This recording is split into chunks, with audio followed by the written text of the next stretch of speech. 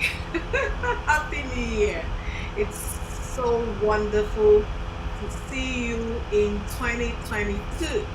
I'm super excited and I welcome you to 2022 and I pray that in this year, um, all that we work for will deliver far greater results than the effort we put in.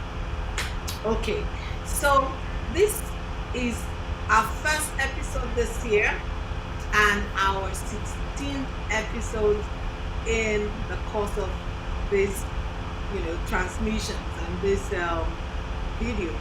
And first of all, I would like to thank you so much for the questions that you asked in 2021. They kept us on our toes.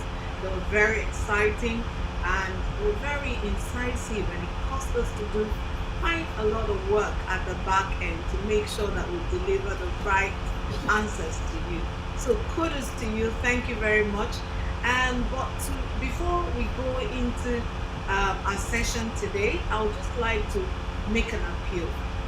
If you have not subscribed to a YouTube channel, may I suggest that you stop whatever you're doing and note it down that you need to subscribe. You need to subscribe. Not only do you need to subscribe, you also need to click on the notifications button, because when you click on the notifications button, you get an immediate alert as soon as we post new videos. Now, I don't want you to only subscribe. I want you to share the link with your friends. If you find this thing useful, share it with your friends. Ask them to subscribe. So I would really appreciate that you do this, and I would appreciate that you set the notification button on your system. So today, what do we have in stock? I'm so excited to be back in 2022. And guess what? I had COVID in December, and this is the second December running that I'm having COVID, but thankfully it was all very mild. And I did a sample, and quite a lot of people appear to have had it in December, but we all survived. So we're very excited to be back in 2022. Now, today's episode is going to do a recap. So there were many exciting questions, like I said, in 2021, and I would just like to take us through some of these questions and the answers that we provided. So if you missed anything, you need to go back and look for the particular episode. So I'll just start from this, like I said, is our 16th episode. So one of the first questions we had was, how do I transition from a full-time job to a side hustle? The person who asked the question did not state their name, so it was author unknown. Now, what we said is that the most important thing is to identify your interest. What area of your interest do you want to pursue as a business? Because when you make your hobby your business, then you're successful at it because you're excited every day. And that's from none other than a magical entrepreneur that we all know, Richard Branson. So don't just jump into enterprise. Look for a passion, something that gets you out of bed, something that you're excited to do every single day of the year that does not feel like work. Then find a way to turn it into a business. That way, you know that you will be excited for life.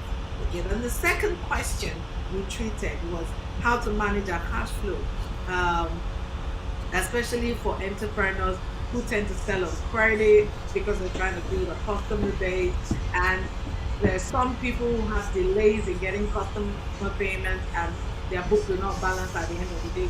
What is the best way to manage that cash flow? Now, one of the responses we said in our broadcast was that you should set clear ground rules. Make sure that you determine exactly the dynamics of your business, how your cash comes in, and what expenses you have. That way you can actually incentivize your customers to giving you money upfront for your business. Okay. The third question we had was, in fact, we not only had one question on this, we had several questions on this one. And the question was on raising capital to fund our businesses. Now, what we did was we took that in, I believe, three parts, and this we treated over a three-part episode, and we agreed and determined that it depends on the stage of your business. So we determined that small businesses can approach family and friends, but as your business grows and becomes more valuable, then you can approach banks, you can approach investors, you can approach venture capitalists, and so on and so forth. Then the next big question that was asked was on marketing. How do we market? How do we retain customers? What strategies is best to remain relevant and relevant and visible? Okay, so the answer we had to that was that to determine the best strategies that work for you, it's first that you have to know your target market. Who are you targeting? Who are you appealing to? Who is your business designed for? So once you determine who your target market is, it would help you develop and design the right strategies to I don't want to use that cloud to target that market, that segment of the market. So you have to know your audience, you have to know their demographics, you have to know what platform to reach them on. That way you're not spending you're not looking for ultra high net worth people on Instagram. You're not going to sell your business there to them, no matter how hard you try. You're not going to sell extremely luxurious goods. I mean, you have a Ferrari to sell, you're going to sell it on Instagram. I doubt that very much. So you need to know your target market, you need to know where to find them, and you need to have clearly defined strategies on how to reach them. Then we dealt with, someone asked a very interesting question. What do customers really want? Now, I'm not going to answer that question here again. I'm going to ask you to go to episode 9 and watch it, because it was a very interesting conversation. So I think you should go to our YouTube channel, to our Facebook channel, to our website. So YouTube is still Enterprise Expert. Our Facebook is Enterprise Expert, and website is www.enterpriseexperts.com. So visit any of these platforms, you'll find episode 9, and it will tell you what customers really want. Then the next question we treated was pricing. It was on pricing. How do we set prices? How do we set rates for customers? How do we determine exactly how much to charge our customers? And we asked that you first of all determine, there's no need reinventing the wheel. We ask that you first of all determine what the going rate for the service you offer is in the industry. There will have to be someone who's done that business before you. Whether they did it the right way or the differentiated way, it doesn't matter. But your business is probably, it's not the first time we've heard of it. So I suggested that you look around the industry and find similar players who have been able to find a pricing arrangement, and try to find a price point that allows you to maximize your that opportunity that you're presenting to the market and your unique selling proposition. Okay. Then we talked on a general note about customers and how to retain them, how to ensure that we don't lose our customers, and we dealt on a few customer service issues. What practices should a small business have in their operations? And we agreed that integrity was key, honesty, ensuring that you deal with the client issues, and that you never overpromise and underdeliver. Instead, underpromise and overdeliver. You should be client focused.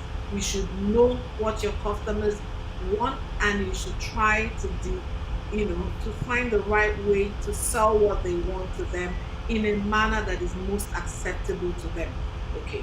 Now, So someone asked us how small businesses um, can stay afloat in a bad economy. How can small businesses stay afloat in a bad economy?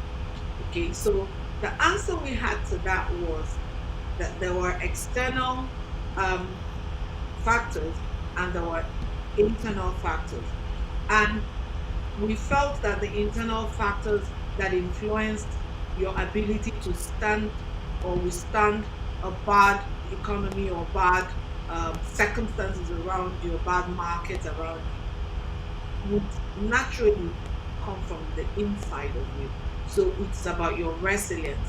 It's about your ability to stay the course. It's about your commitment to your goals.